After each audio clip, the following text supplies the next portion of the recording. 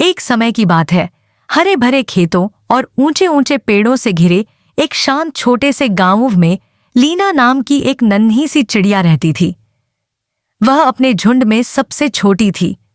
उसके मुलायम भूरे पंख, चमकदार काली आंखें और एक मासूम सी मुस्कान थी। बाकी चिड़ियां जहां ऊंचा उड़ती थीं, लीना में एक अनोखा गुण था, वह सबसे मधुर गीत गा सकती थी। पर एक समस्या थी, लीना इतनी शर्मीली थी कि कभी किसी के सामने गा नहीं पाती। जब भी वह किसी सभा में चोंच खोलती, उसकी आवाज कांपने लगती और वह तुरंत चुप हो जाती, इससे पहले कि कोई उसकी मधुर धुन सुन पाता। तुम सबके लिए क्यों नहीं गाती लीना? उसके मित्र मोमो, एक चंचल सा लाल चिढ़ा, ने पूछा। मुझे डर लगता है कि सब मेरा मजाक उड़ाएंगे, लीना ने धीमे स्वर में कहा।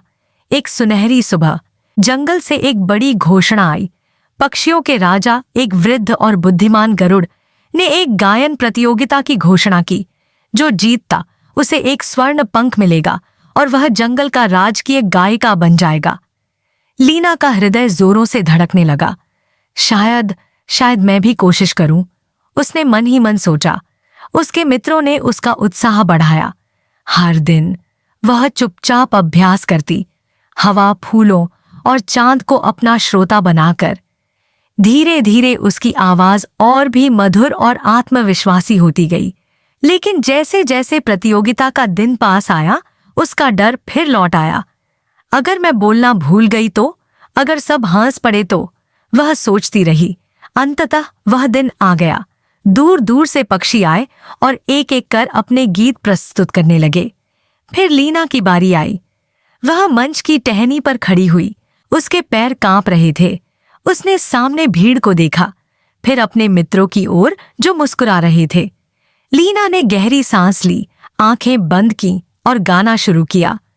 उसकी आवाज वृक्षों के बीच मानो जादू की तरह फैल गई, इतनी मधुर, इतनी निर्मल कि हवा भी रुक गई उसे सुनने। जब वह गाना समाप्त हुआ, एक पल के लिए जंगल में नीरवता छा गई। फिर चारों ओर से तालियां और चहचहाहट गूंज उठी। गरुड़ नीचे उतरे और स्वर्ण पंख लेकर आए। यह सबसे सुंदर गीत था जो मैंने कभी सुना, उन्होंने कहा। तुम हो हमारी राजकीय गायिका, बहादुर लीना। उस दिन के बाद लीना आत्मविश्वास और प्रसन्नता के साथ गाने लगी और सबको यह सिखाया कि सबसे छोटी आवाज में भी सबसे बड़ा दिल हो सकता है।